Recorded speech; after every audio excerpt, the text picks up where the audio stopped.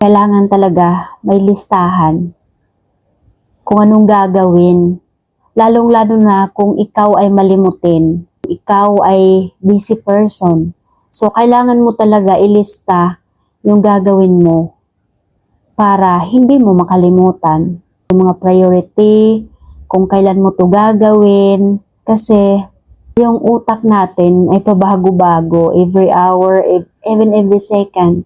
Nagbabago yung utak natin, yung mga desisyon natin. Kaya huwag kalimutan na magkaroon ng maikling listahan. Structure gives clarity.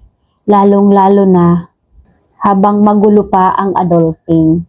Kasi dito sa 20, 30s, magulo pa talaga. Yung hindi pa alam kung ano yung priority, hindi pa alam kung ano yung tatahakin na landas, kaya kailangan ng listahan. So,